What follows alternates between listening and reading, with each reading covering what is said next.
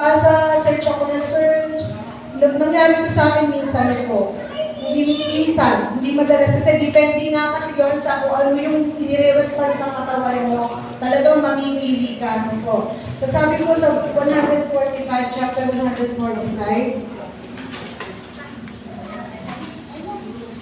so chapter 145, verse 5, ang karangalan mo at pagkadakila, hindi pamamalita, at isasaysay ko ang mga gawa mo na kahanga-hanga. So, napakahalaga yung sinabi ni Pablo, na i-meditate nyo, ibulay-bulay nyo. Ang bawa, ngayon, nag-aral tayo. Pag uwi ng bahay, malabong mata nyo, hindi kayo makabasa. Huwag muna kayo, bago kayo magnangaw, mag-relax kayong ganyan, bulangin na po, ano yung pinag-aralan po natin, yung mga tinuturo dito, ano ba yung pwede pa ma-apply po, ano po. Bulangin po natin, yung bili ng Panginoon eh. Binabili ng Panginoon. Kasi sa tulong ng Banal na Espiritu, yung mga nakasulat dito, ipapaunawa po niya. Tagatulong natin ng Banal na Espiritu para maunawahan ito.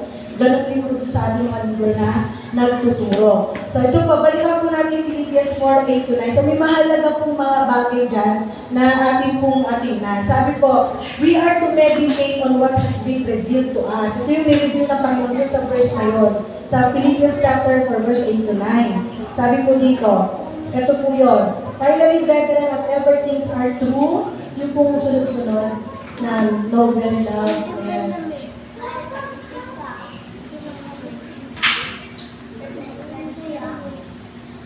Ayan, so ito po yung nakalagay dyan sa Philippians 4:8-9. So ito daw po yung ating isa-isip.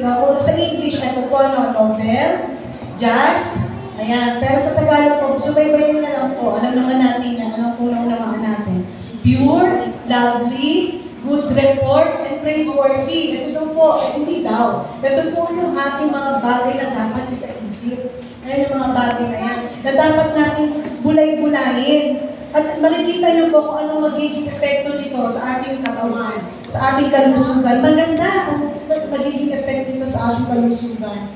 Minsan nga po kayo sasabihin mo natin, Anay, ibayin mo yung isip mo, ibayin mo, i-review mo na nasa isip mo. Pagkakaya minsan meron kaming, normal na lang sa nanay at anak yun eh. Meron kaming pinag-usapan na, huwag kayo ganyan mag-isip, ibayin yan, nakakasakit yung mga ganyan pag-iisip. Di ba? Nagtutulog na yun ang sakit sa katawan. Kaya po, talagang napaka-importante ito sinabi ni Pablo na ito. Kasi hindi talaga sa nila na i-apply na matuto tayo sa kanila. Na ito po yung mga bagay natin sa isip natin. Ano po? Noble, just, pure. Ayan, sa Tagalog po, pagkain naman natin sa Tagalog, ano po pagkain natin? Ayan po sa Tagalog.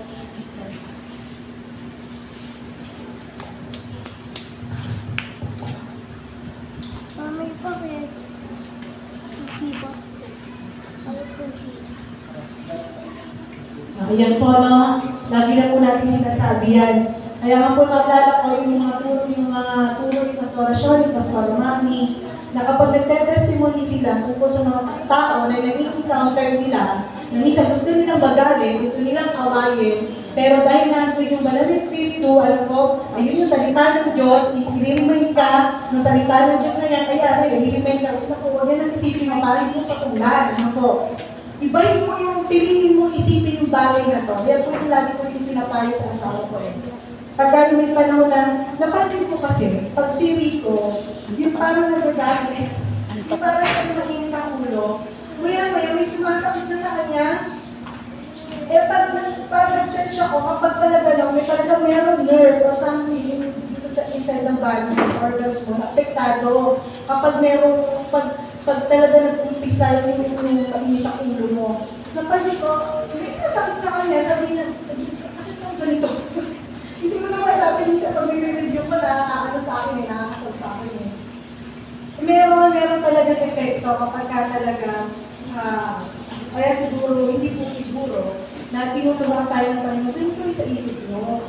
Kasi malaki ang epekto nito. Kaya nga po, makita nyo kanina, i-flash natin sa brain, kung ano yung merong function nun, na kapag talaga yun ay makaka-apekto sa ating kalusugan. Kaya nga may nag-stroke eh, di ba? Yung nag-stroke kasi maaaring may stress, sa sobrang pagod, ano po, hindi nakakasakit. So ba, hindi po natin sila masisisi. Pero ngayon, alam na natin, no po, alam niyo na po ba, na kapag biglang umilit ang ulo niyo, ano na na-encounter kayo na nakakainis, nakakagalit, ito po, no, feeling ko si 419, ay sabi nga pa lang ni Pablo, sabi ni Jesus Christ, ito yung dapat na isa-isip. Kaya sa asawa, sa mag-asawa, maraming kapulaan ka makikita sa asawa habang tumatagal ang pagsasama. Ngayon, para hindi masira ang relasyon nyo, at titingnan mo na lang yung mabuting bagay. Yung mga mali na naiisip mo sa kanya, ay itutwist mo ngayon ng positive para magdire-diretso na maayos ang takbo ng relasyon. Ano po? Kasi syempre, kung may mga bagay dito ko naranasan sa asawa yung ganyan eh, parang hirap na yung kalooban mo, bigit na rin na eh. Gusto mo na makipagdiwalay eh. Gusto mo na ipabarigay. Di ba ako pa lang kayo na, no? Para matapos na. Pero ito, pagpahintiranin yung talagang kailangan ng pagkatao mo, yung kasalanan na iniiwan sa'yo. Pero dahil ito tinuturo ng Biblia, ng Diyos, itutwist mo ngayon yung bagay mo, yung positive. Mas tingnan mo yung mga gawin bagay na ginawa mo. Kahit pa mas maraming negative, mas tingnan mo yung positive na ginawa. Ano po? So, ito po yun. Kaya po ito po yung iniiwanan po sa atin na lagi natin kasi malaki po ang epekto nito sa ating kalusugan, sa ating pamumuhay, kasi nga po, ididipay nito kung sino ka sa kung paano ka mag-isip. So, ganun ka titingnan ng tao. Ganun ka titingnan ng tao. Kaya nag-persecute. Naalala ko po kasi pala-umpisa na kami mag-schooling po. Doon sa church, ano po. Tawag dito, parang meron mga bagay na meron mga nabanggit yung professor, may mga nabanggit yung professor namin.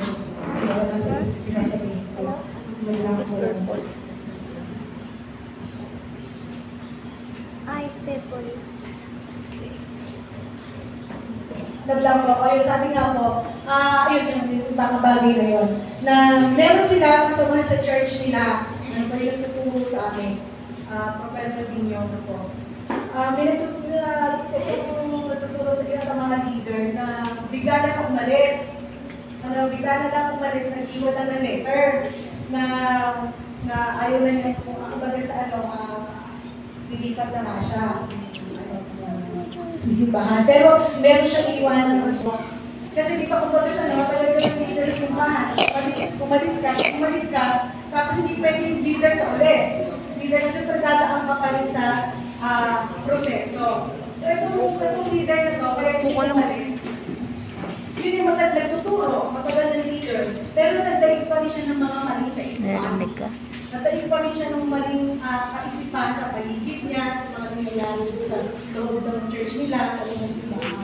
Kaya pasalamatan natin ng Diyos kasi meron sabi nga na nandun yung Holy Spirit na tinutulungan tayo na mas manaig yung magandang pag-iisip